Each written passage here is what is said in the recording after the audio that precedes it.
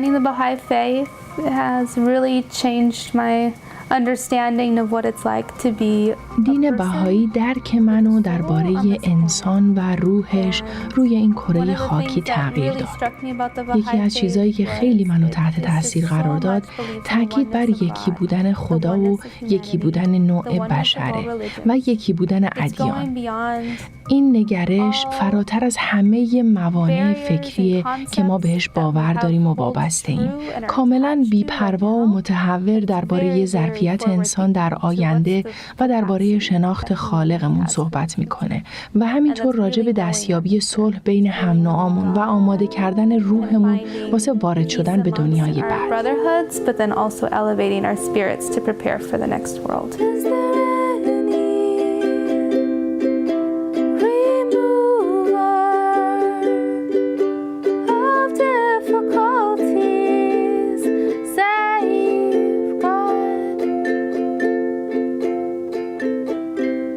My name is Greta Anderson.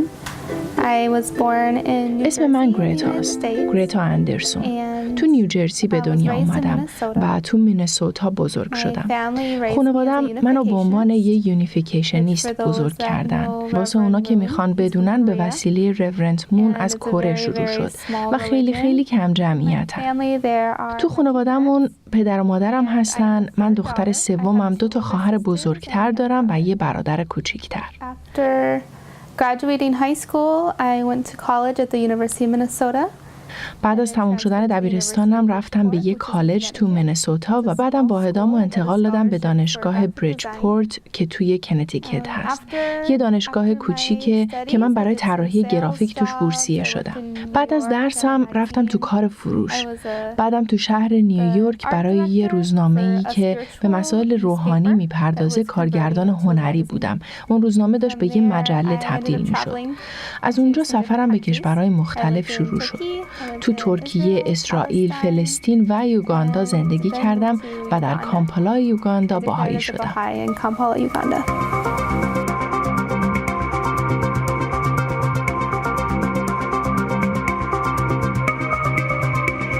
I went to Israel or near Bethlehem on a school trip. از طرف مدرسه به اسرائیل رفتم، یه شهری نزدیک بیت الله. منشی یه برنامه از طرف مدرسه بودم به عنوان خدمت برای صلح و هر سال یه برنامه سفر به خارج از کشور میذارن که مثل یه برنامه خدماتی بین المللی هست. یه برنامه 2 هفته‌ای بود و ما با یه محله تو وست بانک کار میکردیم که داشتن مدرسه میساختن و از اینطور برنامه ها. اون زمان از نظر روحانی کاملا دید بازی داشتم و داشتم ارزش‌های روحانی برای خودم تنظیم می‌کردم. یه چیزایی رو درباره دین قبلی دوست داشتم و یه چیزایی به نظرم درست نمی‌اومد. At the end of our time at the service project, we went to Haifa as tourists. وقتی مهلت برنامه خدماتیمون تموم شد، به عنوان توریست به شهر حیفا رفتیم. برای اولین بار اونجا تو مرکز بهایی از راهنمای تورمون درباره دیانت بهایی و اصول اولیه این دین چیزایی شنیدم. تا 2 سال بعدش هیچ بهایی رو ملاقات نکردم، ولی گاهی تو اینترنت به دنبال نوشته‌های کوتاهی از این دین میگشتم. ولی درباره تاریخش چیزی نخونده بودم. فقط به نظرم خیلی زیبا می اومد. یادم از راهنمای تورمون درباره از بین بردن تعصبات شنیده بودم و این مسئله برام خیلی مهم بود که دینی همچین چیزی رو به عنوان اساس و اصول دینش داشته باشه که به همه آدما عشق و محبت داشته باشید. یکی بودن خدا برام خیلی مهم بود و وحدت ادیان برام مسئله مهمی بود. وقتی این چیزا رو تو هایفا شنیدم به خودم گفتم من به این دینی که همچین نوشته‌ها و باورایی داره میتونم اعتماد کنم.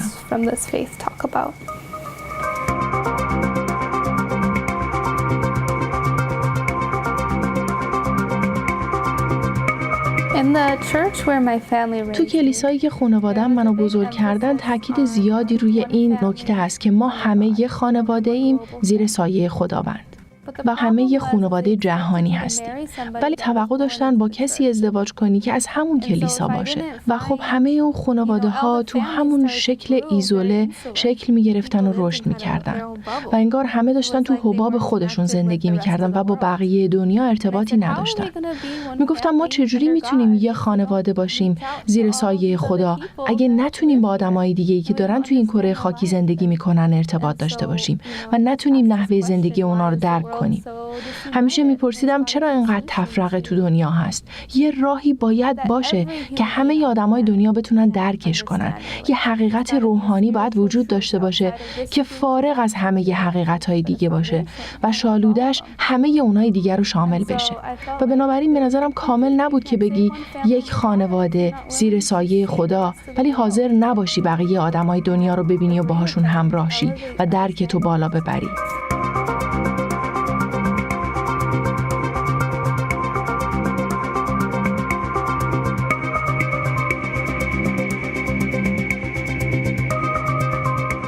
I was in Connecticut and I was finishing my تو کنتیکت داشتم درسمو تموم می‌کردم ولی از نظر روحانی هیچ کاری نمی‌کردم. هنوز با خدا ارتباط داشتم ولی به هیچ دینی علاقه خاصی نداشتم. Not so much interested in religion anymore. And then I had a tough first my senior year of college. The first semester was really difficult. سال آخرم یکم سخت بود و واقعا احساس می‌کردم احتیاج به یه راهنمایی دارم. وقتی اون ترمم تموم شد به خودم گفتم فکر کنم باید مطابقت از یه اصول روحانی رو تمرین کنم و تصمیم گرفتم برم روی وبسایت و باهایی‌ها رو پیدا کنم و ازشون بخوام بیان تو مدرسه و باهام ملاقات کنم. 2 نفر اومدن و نشستیم تو کتابخونه و یه فنجون چای خوردیم و یکم درباره دین حرف زدیم. یکم درباره بهاءالله. خیلی غیر رسمی و راحت بود. And then they invited me to 2 firesides, you know. منو دعوت کردن به 2 تا برنامه درباره دین بهایی. بعدش هم برای فارغ التحصیلیم به نمایشگاه اومدن. به عنوان طراح گرافیک برای پایان نامه باید یه نمایشگاه داشته باشی. و اون 2 تا معلم روحانی هم برای حمایت من تو اون زمان تموم شدن مدرسه‌ام اونجا بودن. There to support me, almost like parents that, you know, weren't there for me or something.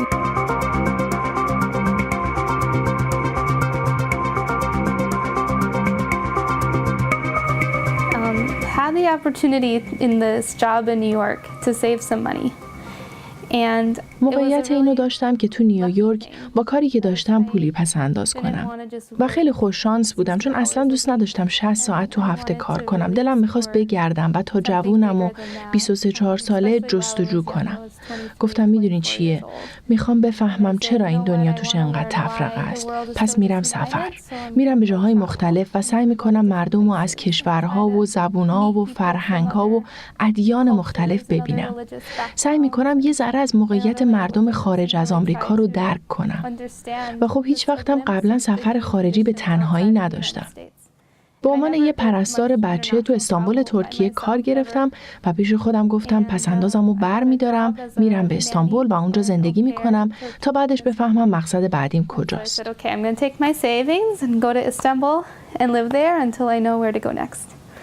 And so I spent maybe 13 months. تو مدت 13 ماه شاید به 10 تا کشور مختلف رفتم. سعی می‌کردم تو سازمان‌های مختلف به عنوان داوطلب کار بگیرم و تو مکان‌های مقدس دینای مختلف دعا کنم. تو کنیسه‌ها و همه جاهای مقدسی که میتونی تصور کنی رفتم. تو مصر به مسجد رفتم. نمیدونم قلبم کاملاً باز بود و تو تمام سفرم اعتماد کامل به خدا داشتم. خانواده‌ام فکر می‌کردن خل شدم. فکر می‌کردن یه دختر 23 ساله بودم که تنها و بی هدف تو خاورمیانه سرگردونه. Is by herself with no plan and wandering around in the Middle East and they didn't know what I was doing but I knew what I was doing and that was following my heart and that was really نمیدونستن چه کار میکنم ولی من میدونستم که دارم قلبمو دنبال میکنم و واقعا سعی داشتم مردم جاهای مختلف دنیا رو بفهمم. تو کشورهایی که اکثریتشون مسلمون بودن یا اکثریت با یهودیا بود یا مسیحیا رفتم و تو تمام مسیرم کتاب دعای بهایی همراهم بود. 2 سال و نیم پیش روز یکشنبه عید پاک تو معبد مرکز بهائی‌ها در کامپالا اوگاندا بودم. آخرین سازمانی که توش به عنوان داوطلب کار می‌کردم تو اوگاندا بود که با مدرسه‌ها و یتیمخونه‌ها کار می‌کردم و برای خانواده‌ها بورسیه می‌گرفتم. اون موقع با بهائی‌های اوگاندا آشنا شدم و اولین جامعه بهایی که دیدم جامعه افریقایی بهایی بود. اونجا کتاب روحیه 1 رو خوندم و احساس کردم واقعاً دوستش دارم و میخوام بیشتر یاد بگیرم. قصد داشتم واقعاً یاد بگیرم. 3 ماه آخر سفرم داشتم خودم رو برای بهایی شدنم آماده می‌کردم. چون اون تجربه کوتاه رو تو اون کشورهای مسلمون داشتم، خیلی عاشق خاورمیانه شده بودم. با اینکه زیاد دربارش نمیدونستم ولی واقعاً منو مسحور کرده بود. بنابراین شاید اگه اون سفر رو به اسرائیل نداشتم، این عشق و علاقه و عرفان رو هم نداشتم. همینطور خیلی به رومی علاقه دارم و فکر میکنم نوشته های بهایی هم خیلی شاعرانه است. The writings were poetic. مستن بلبلا ز نغمه یاهوی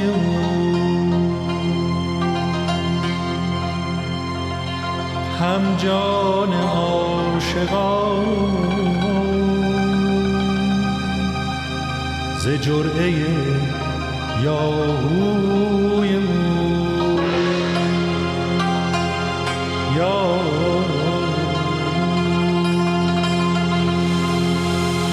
My family raised me in a pretty small and خانواده‌ام منو تو کلیسای کوچیک و منضبط بار آوردن و خیلی خیلی مطمئن بودن که من تمام عمرم پیرو همین کلیسا میمونم و با یکی از اعضای همین کلیسا هم ازدواج میکنم.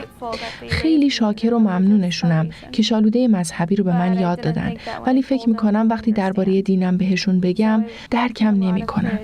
بنابراین خیلی شجاعت میخواست که بهشون بگم. بعد از سفرم دوباره به خونه برگشتم، به مینسوتا. 2-3 ماهی اونجا بودم و شاید تا اواخر موندنم بهشون نگفتم که بهایی شدم، که دینی رو پیدا کردم که برام خیلی مهمه. I found this faith and it means a lot to me.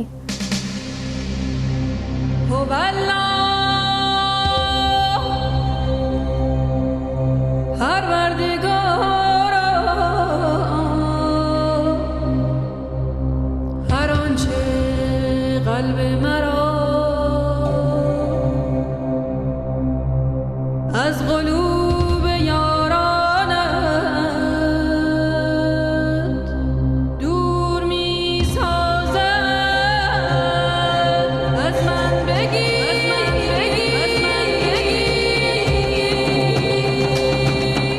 When I moved back to my family's house in Minnesota after traveling and just recently وقتی بعد از سفرم برگشتم خونمون تو مینسوتا و تازه هم بهایی شده بودم، یه نامه از طرف بیت العدل اومد که برای جوانای 15 تا 30 ساله 114 کنفرانس تو همه دنیا تشکیل میشه که یاد بگیرن چطور زندگی بر اساس خدمت، دوستی و آموزش داشته باشن. خب برای من که دنبال این بودم که چه کار کنم و چطور از زمان و انرژیم استفاده مثبت کنم خیلی مناسب بود. قبل از اینکه برم کنفرانس فکر می‌کردم دین بهایی یه ایده و درک بسیار بسیار قشنگه که از ایران اومده و به یکی بودن نوع بشر اعتقاد داره و یه دین جهانیه. ولی بعد از این که رفتم به این جمع جوونا، یه جنبه دیگه ای از این دین رو دیدم. یه پویایی و حرکت کاملا تازه‌ای توش بود که اصلا نمیدونستم. این که این دین خیلی هم فعاله. فقط درباره یکی بودن نوع بشر حرف نمیزنه، بلکه کار میکنه. کارهای عملی مثل دیدن افرادی که شاید باشون آشنا نباشی و راحت نباشی. برنامه‌هایی رو بهشون معرفی کنی که زندگیشون رو بهتر کنه و براشون شادی بیاره. و من همه این کارهای داوطلبانه رو داشتم و با سازمان‌های مختلف تو کشورهای مختلف کار کردم و هیچ وقت هیچ چیزی مثل این رو ندیدم. خیلی خوشحال بودم از این که میتونم جزئی از یه همچین گروه پرمعنایی باشم و اونم تو دینی که تازه پیداش کردم. تو این گرد همایی هم سن و سالای زیادی پیدا کردم که وقت خودشون رو برای خدمت به جامعهشون و البته رشد روحانی خودشون وقف کرده بودن و فکر کردم محیط خیلی گرمیه و اگه اونجا نرفته بودم شاید امروز اینجا نبودم و این زمان خدمت رو هم نداشتم. فکر میکنم این کنفرانس ها به زندگی من به عنوان یه بهایی شکل داد.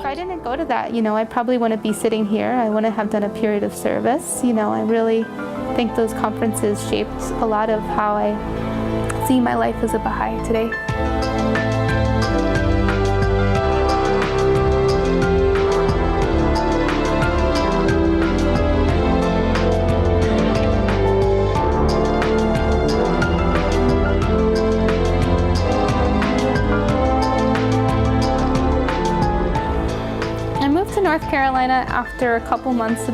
بعد از 2-3 ماهی که با پدر و مادرم بودم به کارولینای شمالی رفتم که به خواهر بزرگم که اولین بچهش به دنیا اومده بود کمک کنم. برای چند ماه، شاید 6 ماه، تا خواهرم بتونه دوباره برگرده سر کارش. Maybe half a year to help her out so she could go back to work and I could babysit. But then after 2 or 3 months I really missed. 2-3 ماه بعد خیلی دلم میخواست به یه جمع باهایی برم. دلم تنگ شده بود.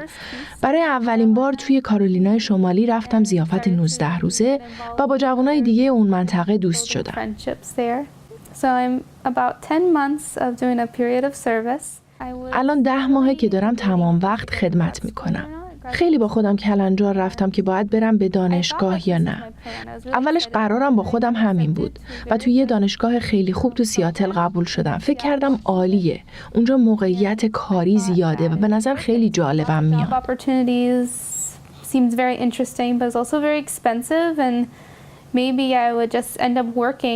شاید اونقدر همه چی گرون بود که مجبور میشدم برم سر کارم بکنم و اون وقت زمانی برای خدمت برام نمیموند و خیلی سخت میتونستم یه وقتی رو برای خودم و خانواده‌ام اختصاص بدم. So I said, okay, I'm gonna postpone my enrollment. گفتم شروع دانشگاه رو برای 1 سال به تأخیر میندازم و 1 سال خدمت میکنم و مطمئنم خدا رو همون به هم نشون میده که برم برای ادامه تحصیل یا برم سر کار و خدمتم رو ادامه بدم. الانم که نرفتم. That allows me to serve the faith and still work and employ myself from my undergraduate degree. And so now I've decided not to go.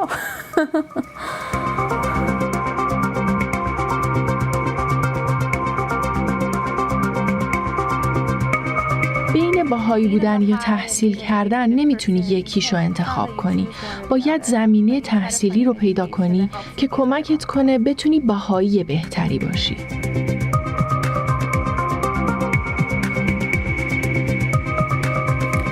So right now I traveled to الان به مریلند سفر کردم واسه یک کمپین که توش کتاب هفته روحی رو میخونیم و یاد میگیریم چطوری راهنمای کلاسای روحی بشیم.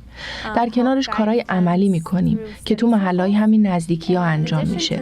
جوونا رو ملاقات میکنیم، با پدر و مادراشون آشنا میشیم، ویدیوهایی رو با هم میبینیم، درباره برنامه‌هایی که الهام گرفته از دین بهایی هست صحبت میکنیم که چطور محیط اطرافمون رو بهتر کنیم.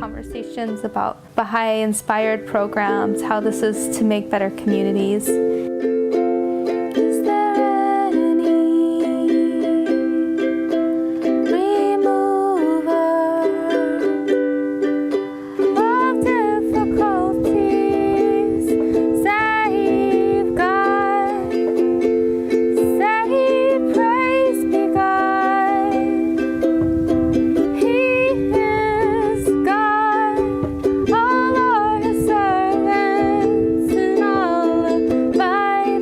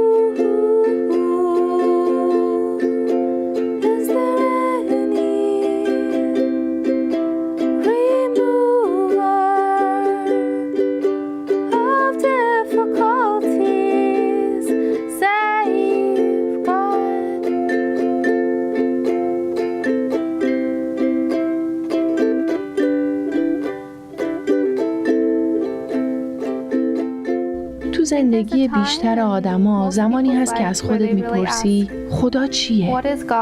من چرا اینجا هستم؟ این قصه من بود که چطور خالق خودم و عشقم رو به دیانت بهایی پیدا کردم.